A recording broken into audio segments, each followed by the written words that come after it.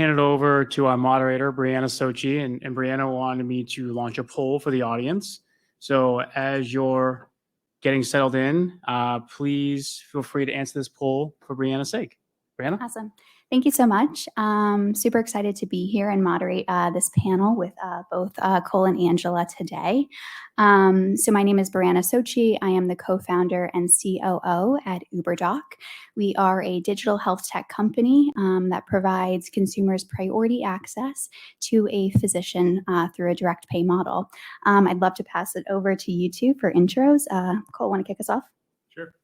Hi, I'm Cole Carpenter. I lead up customer success. I'm a manager at Circle. Circle's a late-stage crypto company originally founded in Boston. And really what we're most known for is a stable coin called USDC. So it's a fully reserved US dollar that's represented on public blockchains. I think, we've had a very interesting experience over the past, year or so with kind of this backdrop of rising interest rates, a crypto market downturn, and then on top of that, a small banking crisis to throw in there. So we've had quite a lot of challenges just working with our customers and trying to build, a customer success organization that can really, help those customers weather the storm. So I think a lot of cool things to talk about here. Awesome. Angela? I'm Angela. I recently exited my first startup. It was a VC-backed reverse ETL. So it was a no-code tool that would allow you to transfer data without having to do any code.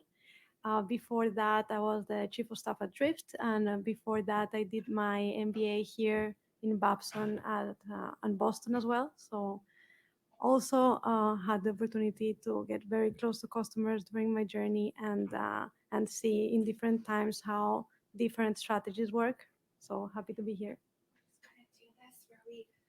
Would love our version of like, I need them to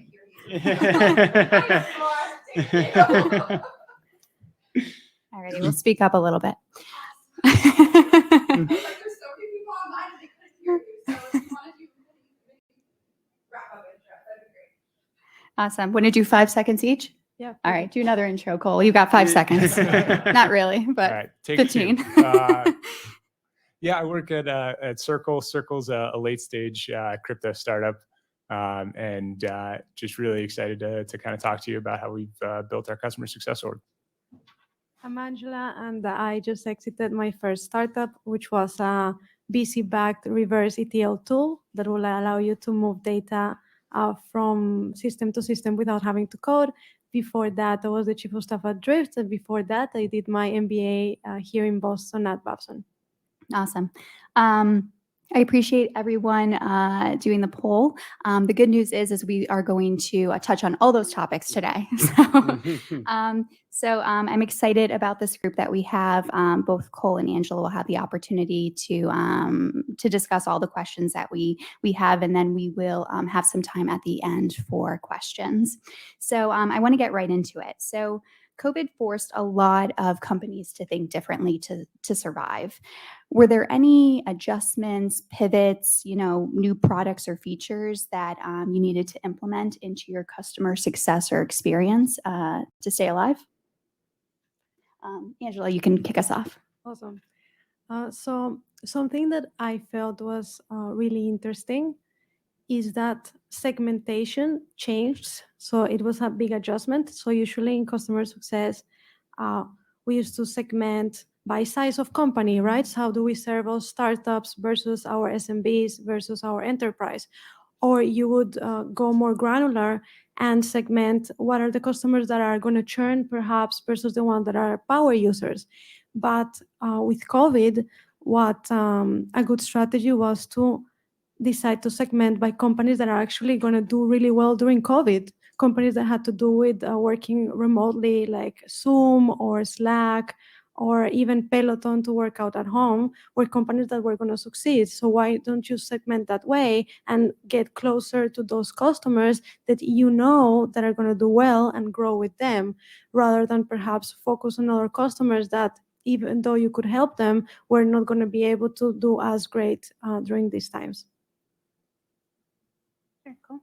Yeah, I will say my experience here was a little bit different. So I actually came into Circle in the backdrop of COVID happening, and we kind of built this team in a fully remote first environment. So I think really what changed for us, is that we built an entire culture about this kind of remote first approach, and uh, it actually opened up some really cool things from a customer success standpoint in that you were meeting your customers in the same way you were meeting your colleagues. So it kind of opened up lanes of communication and that kind of face-to-face interaction, even though it was through the screen, in a way that probably would have felt very different in the past.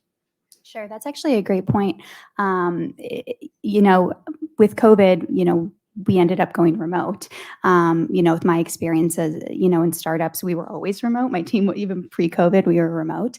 But were there any adjustments you needed to make from that? So do either of you have experience running a customer success when it's full remote or in person? Now, did you experience that at Drift? Were you guys in person before COVID? Yeah, and I actually saw exactly the same. Yeah. So people were actually be able to get closer because suddenly having a location that was remote, like in another city or even another country, was not a problem because everybody was meeting online. So you had the opportunity to see everybody at the same level. People were having a bit more time because they didn't have to commute or they didn't have to do all those things that take time when you need to go to the office. So they will be able to hop on a call in the afternoon. They had nothing to do. All the restaurants were closed, bars were closed. So I did feel that. Yeah, it opens up the world to you too. Like you can think about then hiring in a much wider swath of the world, and you can go after customers that are much more globally focused. I think that piece of it, being able to build those relationships and grow in that way, I think there's just a lot of opportunity there. Yeah. So during economic downturn, one of the first responses for a lot of businesses, and I'm referring to your customers with this question, is to cut costs. So how did you retain your customers during this time? Did you have to offer, lower cost options? What did you guys do? Cool.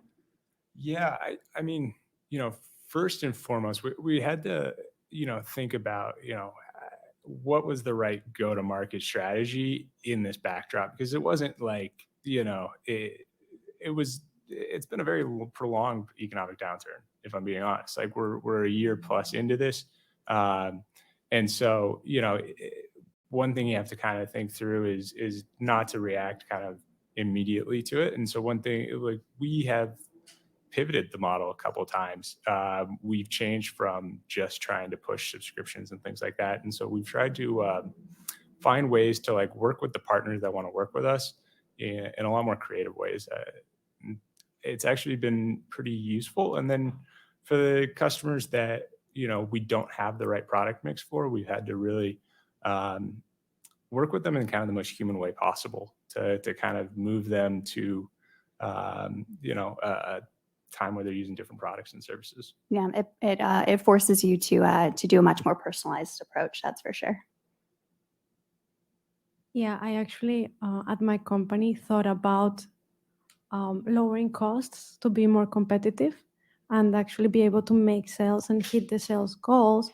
But then we thought about, and after this all passes, how are we going to justify a price increase? Now that you know that with these margins, it's actually a good price, then it seems awkward that you're going to increase the prices suddenly just because the economy is doing better.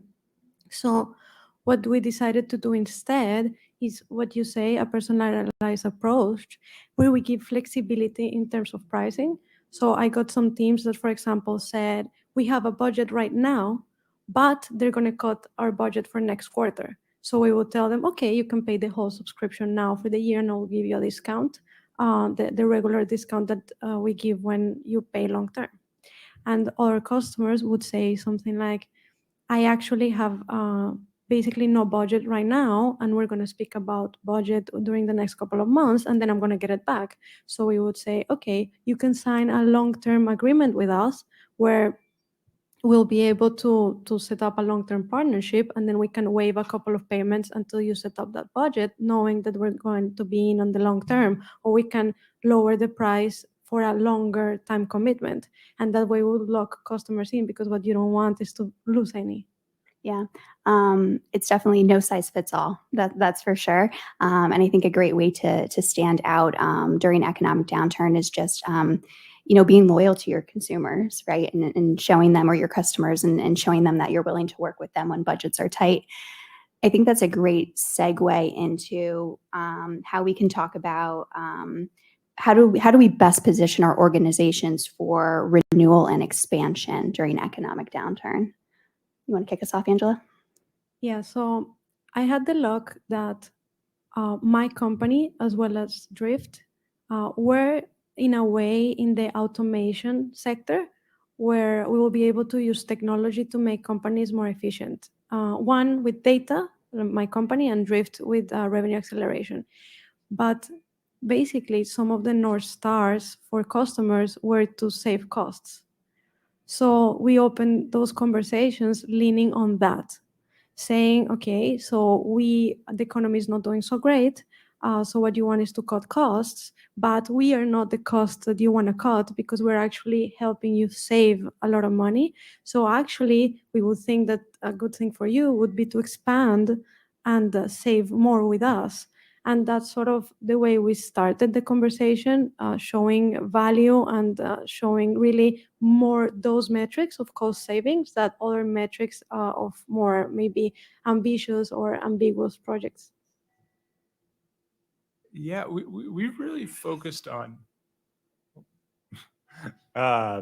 we really focused our approach on, like, how do we provide value outside of just kind of the contract you're signing.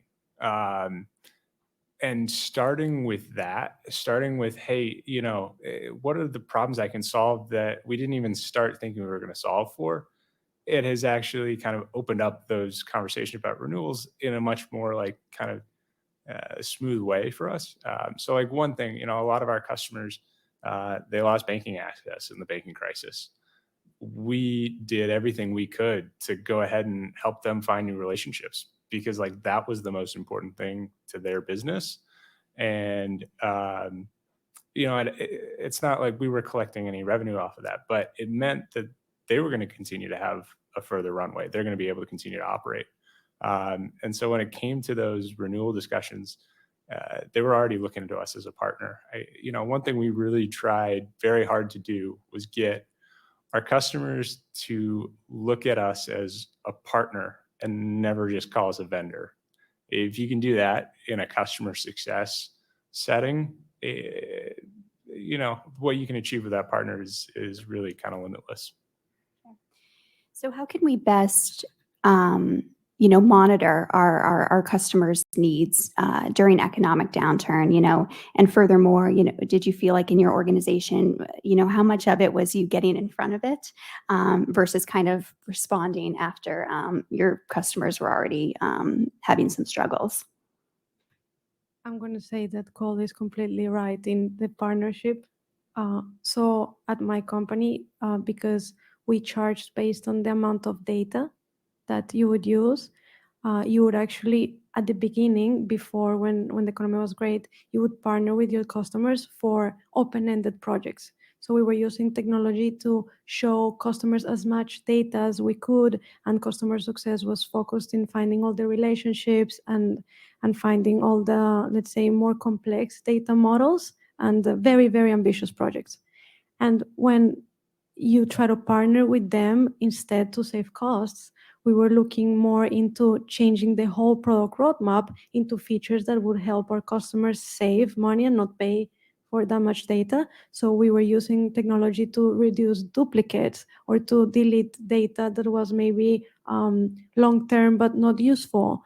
And that sort of partnership, sort of like it changed the scope of what customer success would focus with the customers, but it also allowed the customers to see that we're flexible and we actually add value to help them save costs in the whole data pipeline. So that was really, really useful.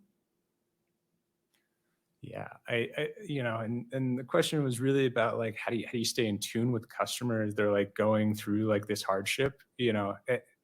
that's the thing you need to be prepared for really before an economic downturn starts, right? Like you need to have those relationships that are built on trust, on open communication. Um, there's another thing, and it's kind of pithy, but like we're totally fine with an unhappy customer. What's really a bad relationship is a dishonest one. You know, if they're not able to come to you and tell you what their true pains are, then you're never going to accomplish what you need. So yeah, having that at the foundation of how you go to market as a customer success team, building trust-filled relationships. When they have those problems, they're going to let you know, and then you can start a solution through it. Sure. And just to build off that a little bit, just to provide some additional context for the audience, how does or how do your organizations communicate with your customers? So are you guys using CRMs, chatbots? How do you do forms? How do you do that? Yeah, we're very much, human first communication. We'll have shared Slack channels with our customers. All of our meetings, we'll try to do camera on, like Google Meet and stuff like that. We definitely want the human element to the relationship and building as deep of a connection as possible. I would say that's completely true. Slack is a big one, calls, but even like we would put our phone numbers out. If you want to call us, if there's an emergency, just call us. We would basically adapt to whatever the customer wanted to communicate on. So if they like email, we'll do email, but we will have all communication channels open for them all the time, because it becomes increasingly important to just be available for them in case they need anything. It's a stressful time. So Sure. And I should say it probably also strongly depends on, if you're B2B or you're B2C. I was just thinking about my organization, and for any of our larger partnerships or the B2B angle, we take Slack. We do Google Meets and conferences and things like that. But we also have a large direct-to-consumer channel. And I'm not giving my cell phone to all of those people. I used to when we first launched. I used to give my cell phone to every single doctor who joined. But then they were calling me late at night. So I decided we weren't going to do that anymore. But that's more of an inbound approach, I would say. So that's kind of, your chat bots and your feedback forms and so forth. Alrighty, so now kind of looking more internally at your organization. So again, during economic downturn, we're cutting costs, right? And unfortunately, I think customer success, customer support, customer experience, sometimes those are the departments that suffer the most. What cost saving measures did your organization take at that time? Or are you still taking now?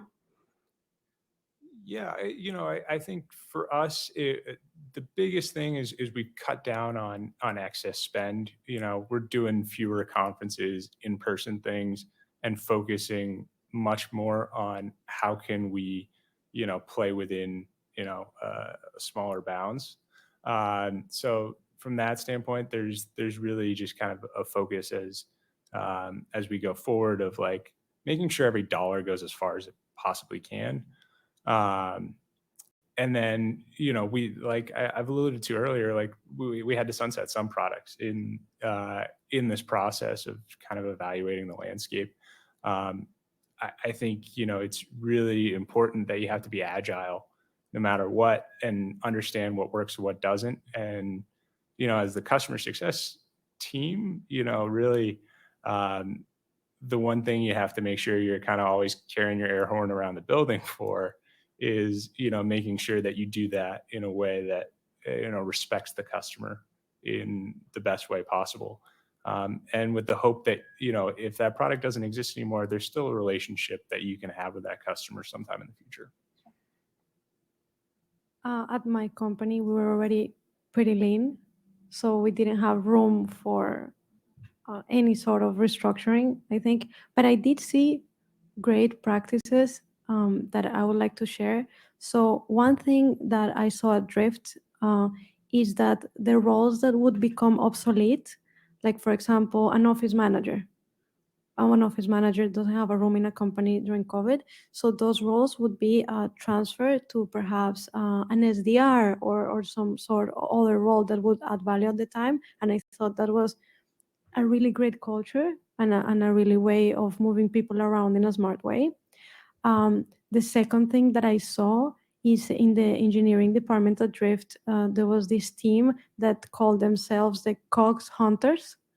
And they did what Cole said, and is that they look at all the tech infrastructure and looked at every single cost to see where could they reduce costs. And every week they will make a video around, we found this amount of dollars here and this amount of dollars here.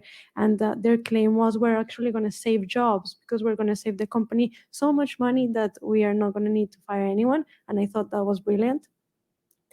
And I also saw this company that had specialized customer success for each one of their products in their portfolio.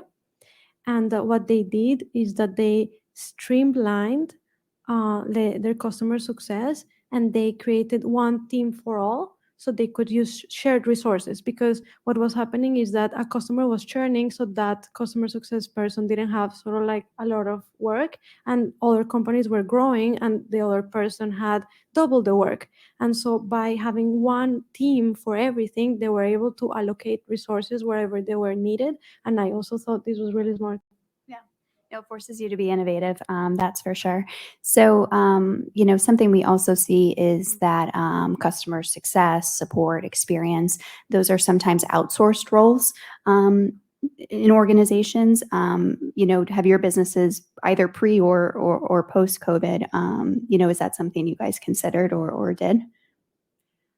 I actually always heard since the beginning role models about people saying get closer to the customer, and I never heard about outsourcing it. I am sure that there are companies that specialize in this type of things and that can do a really good job, but I sort of felt that is the time to get closer to the customers, and outsourcing would be put one middle sort of party that is not in your company. So I didn't consider it.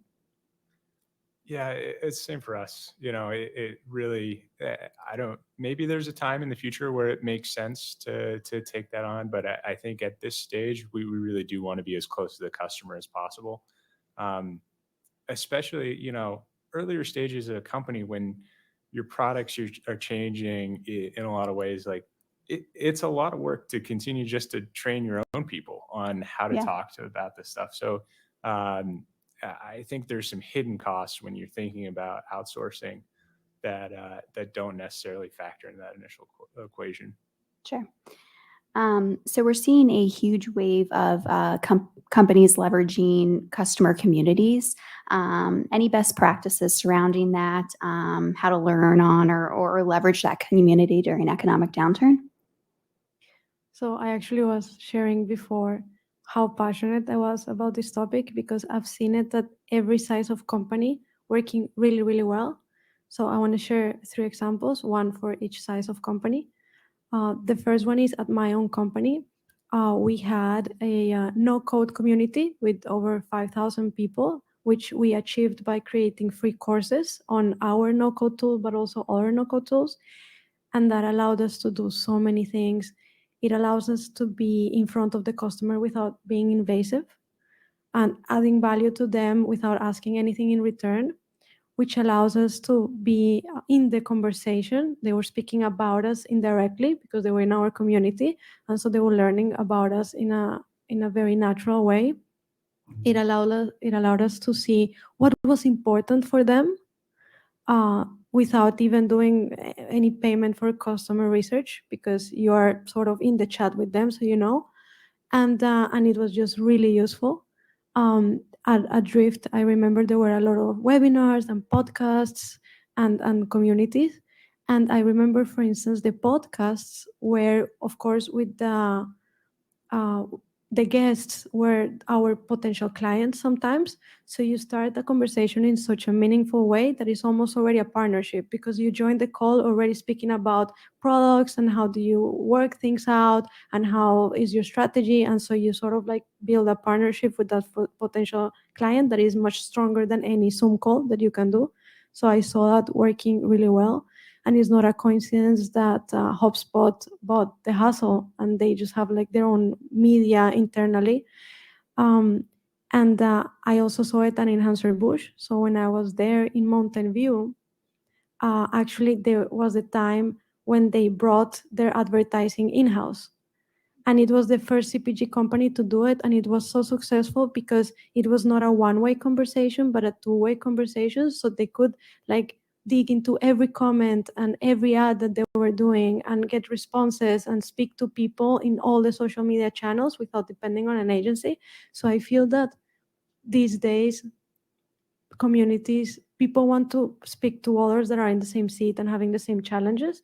And so communities are just a great way to do that. And it's scalable and it's not as expensive. So That's great insight. So what resources have been most helpful in understanding the economy and how it may affect your target customer during this time?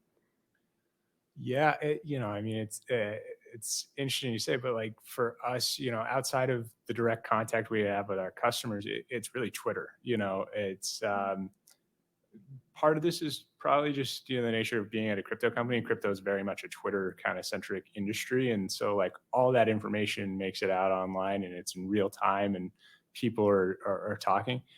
I think the challenge of it is like, how do you filter that out, right? And I think that's actually where you get into like the team building aspect of like building out a customer success team. Like, do you have the group of people that's like super passionate about what you're doing, and they can be kind of your source of the filter, so that you can come back and like, they're posting on Slack and they're talking about, hey, did you see this thing? It looks like this bank's in trouble. It's really like that's the like real nugget of it, of just making sure that you have people that are always trying to kind of pay attention and find that edge.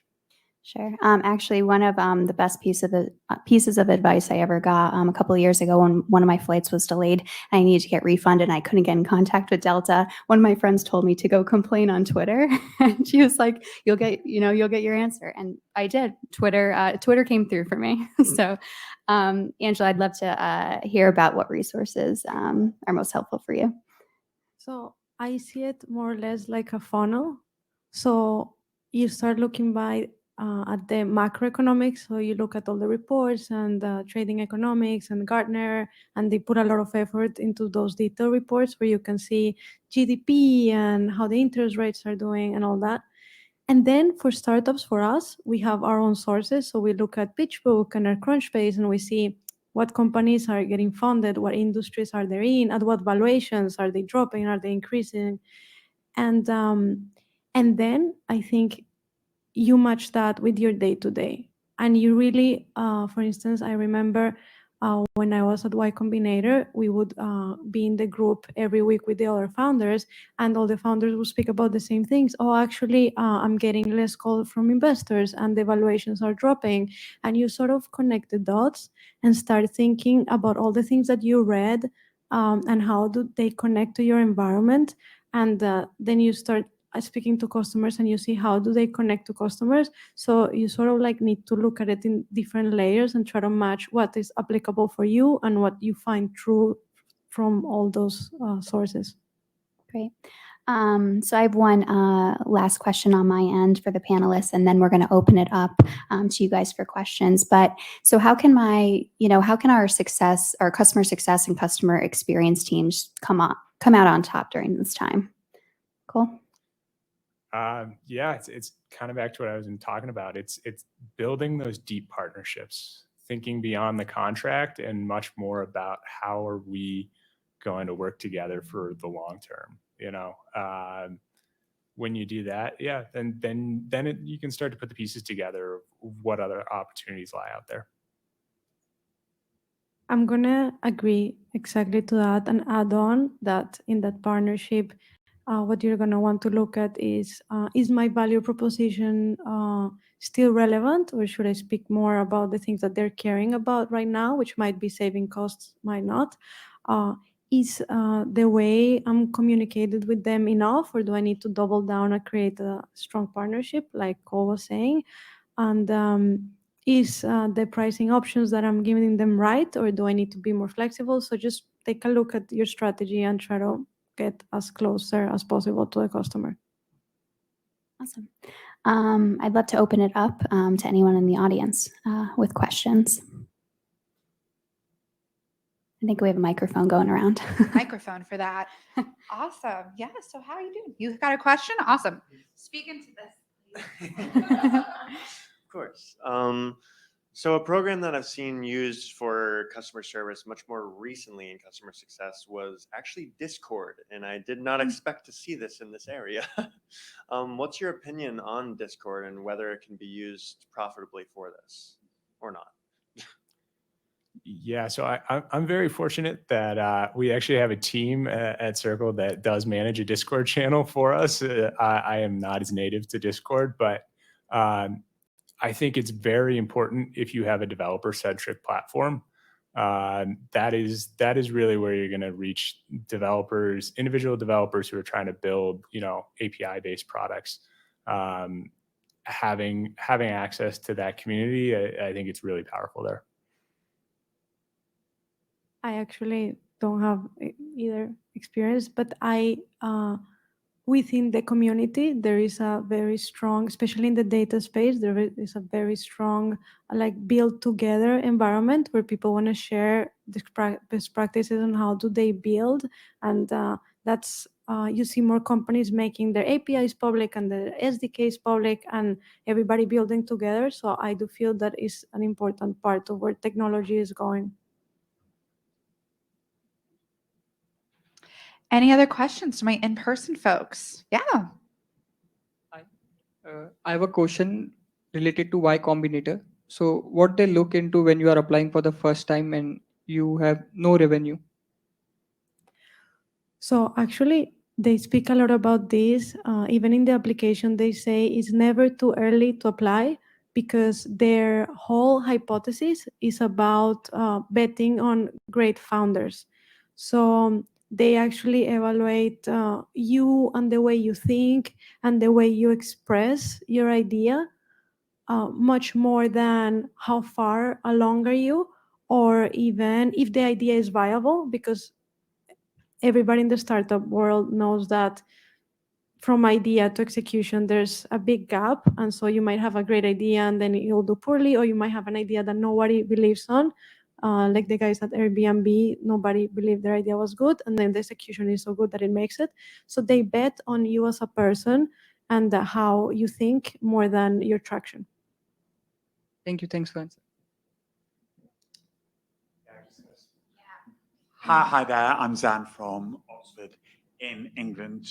There are lots of sort of different sort of tech software tools and resources that can sort of really benefit you in your sort of customer experience and building. Or which are the two sort of ones that you would most recommend that you found most sort of useful within your companies and startups whilst building and scaling your companies? Maybe just if you could repeat that just so the virtual can hear it. Sure. So that was what are in terms of the tech platforms, what are most, so what are 1 to 2 of the tech tools that you guys use to for customer success in your organization?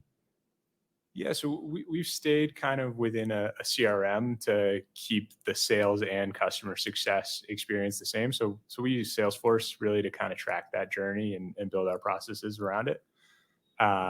Yeah, I mean, that's still as flexible of a product as I've seen in order to manage that whole life cycle. I'm going to say from a smaller company perspective, Slack is a great way to basically do anything. Like you can do anything on Slack, but also you can even integrate it with Zapier and do all sorts of automations that would do like daily updates or sort of connections. So I love that with communicating with the customer. And another tool that I actually love is Pitch, the tool to make presentations. That tool is, in my opinion, the best to work with customers. So sometimes you need to help customers build the case internally. And so you sort of work with your champion in making the presentation relevant for their stakeholders so they can renew or buy your product. And working together in that presentation, it has like dynamic ways of working. It even gives you analytics on what slide people see versus which one doesn't, or how many times do they see it a day. And so I would say that pitch is a great tool to make presentations in general, but a creative way to work with your customers. And to echo Cole a little bit, so my organization uses HubSpot. So we do basically everything in our CRM for all of our customers. But we also use Canva, and we love Canva. So that's been really awesome because we're able to, any one of my team members can go in and create, a flow chart, right, or some sort of digital asset. So we're big supporters of Canva. Any other questions, folks? Oh, you're good. Feeling good? Got all your questions answered? All right. I know our virtual audience is a little bit quiet right now, so I'm assuming you answered their questions too. Are there any kind of last parting thoughts or things you'd like people to take away from this discussion? Any last thoughts? Heavy hitting questions, I know.